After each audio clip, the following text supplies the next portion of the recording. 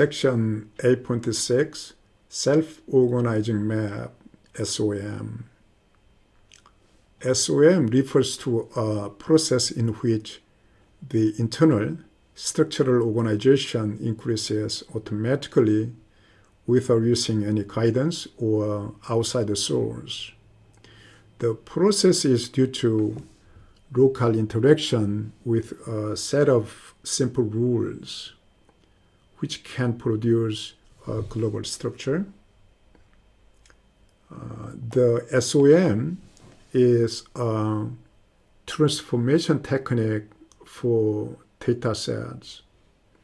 A high-dimensional data set will be transformed into an one- or two-dimensional discrete pattern using self-organizing maps or coordinate maps. The major advantage of the SOM is that the data set becomes simple to read and comprehend. When you run an SOM algorithm, some global structure will appear. These emerging global structures can be considered as learned structures, which in turn appear as clusters of similar objects. The SOM can be viewed as an unsupervised clustering algorithm and also a powerful visualization tool. It considers a neighborhood structure using a neighborhood function, and the SOM is very widely used, and also many variants have been suggested. And however, the SOM has suffered from a lack of rigorous results on convergence and stability. This means that it is not yet understood by human society, and now the algorithms are mostly not so much stable. Here we have example, most famous example of self-organization. That is game of life. The game of life is with simple local rules. Here, in the beginning, we consider for a cell, the neighbor is now 8. So therefore, each given point surrounding 8 cells will be considered as a neighbor. And there are some simple rules. Any live cell with fewer than 2 live neighbors, that means that, and here among 8 neighbors, 0 or 1 live neighbor exists, then it will die.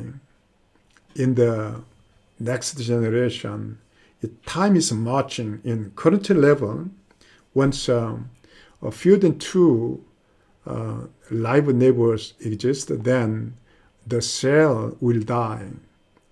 It is mimicking the underpopulation in biology. Any live cell with 2 or 3 live neighbors lives on the next generation, stay live when 2 or 3 live neighbors exist. Any live cell with more than 3 live neighbors die, mimicking overcrowding.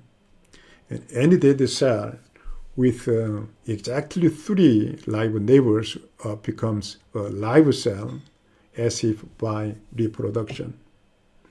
Here we have 3 examples. That is still, for this initialization, it is not changing.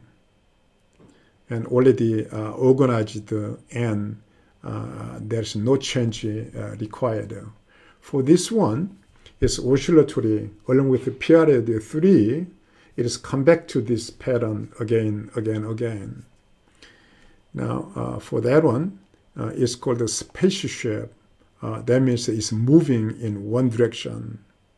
So one side is dying and one side is now made newly, so that it's moving in one direction. So it is called the spaceship. I copied these pictures from Wikipedia. Okay, here we consider SOM architecture. It can be considered as feed for the neural network, and with competitive learning, and that is invented by Conan in 1982. The algorithm is inspired by the neurobiological studies, and here the different sensory inputs are mapped onto corresponding areas of the cerebral cortex in an orderly fashion. And so that we'll try to make a neural network such that here artificial topographic map will be built and through self-organization. Here, the principal goal of an SOM is to transform an incoming signal pattern into a one or two dimensional discrete map.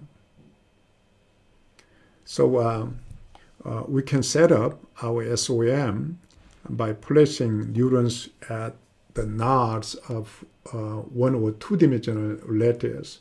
High dimensional maps are also possible, however, it is not so common. Then the neurons will updated selectively. That means that, and once input point is given, then best matching, the neuron will be selected, and that will be updated more.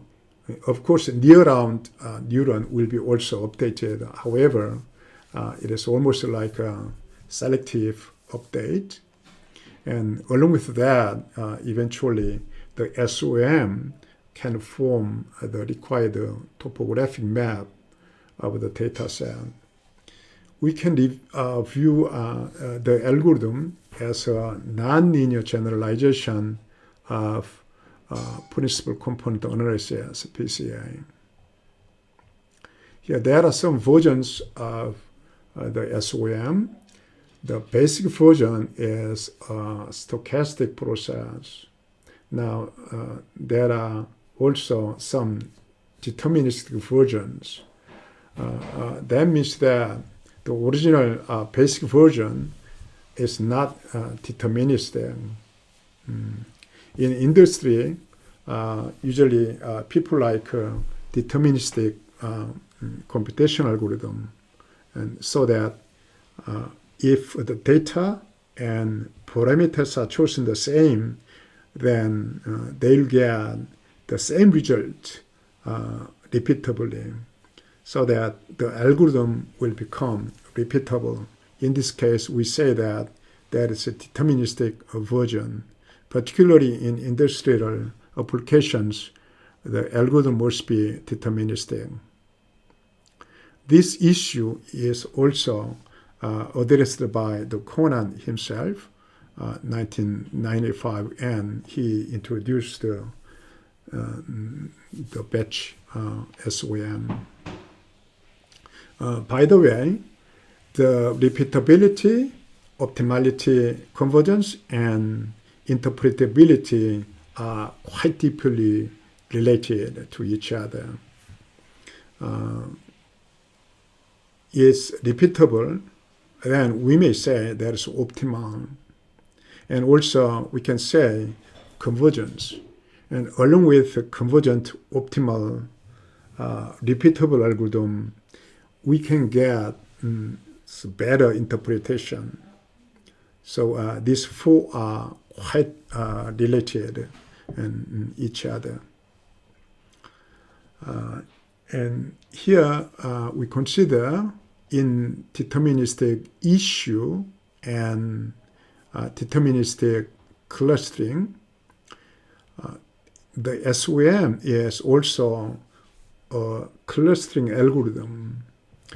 Clustering algorithms are to partition objects into groups based on their similarity. Many clustering algorithms face in deterministic issue. For example, the standard k-means algorithm randomly selects its initial centroid so that it will produce different results in each run. And even though the same data and same parameters used along with the k-means algorithm, you may see very different output. So that is exactly a kind of indeterministic issue because the algorithm involves some randomness. There have been several studies on how to achieve deterministic clustering. There are mainly three categories for the efforts. And one is multiple runs.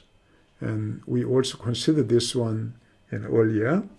And also try to give a good initialization using some hierarchical clustering approaches, and also sometimes along with principal component analysis. And the last one is elimination of randomness. The clustering algorithms involves some randomness so that more actively we can try to eliminate the randomness. In this article, they address the issue quite nicely. We'll not go to the detail. And however, if you are interested in this approach, then read it. It is a well-written paper, and it's easy to understand. Okay, that's the end of part 1. We'll continue in the second part. Thank you.